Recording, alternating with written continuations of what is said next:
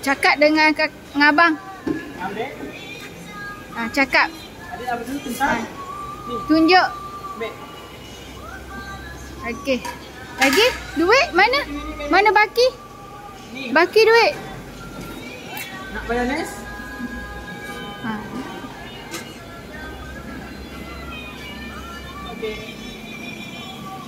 Okey. Lepas tu air?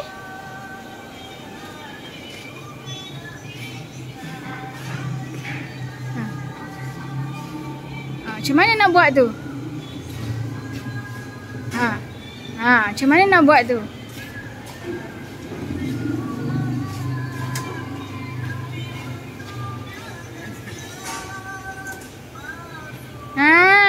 Pandai. Letak dulu makanan.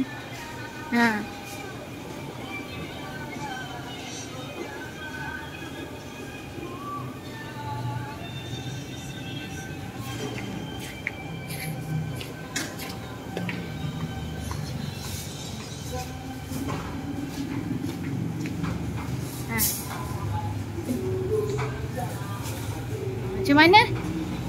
Macam mana nak cakap nak beli air? Duduk je diri macam tu.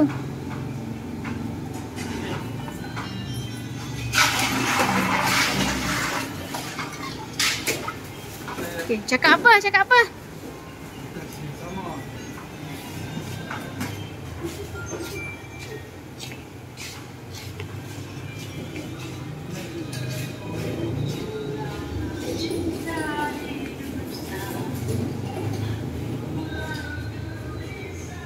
Okey, lepas tu baki duit tu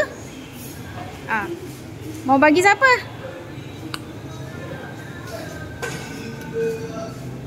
Tu duit siapa? Duit siapa tu?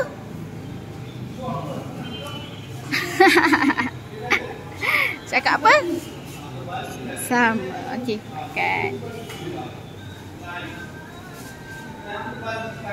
Basuh tangan tak? Lupa basuh tangan. Basuh tangan dulu.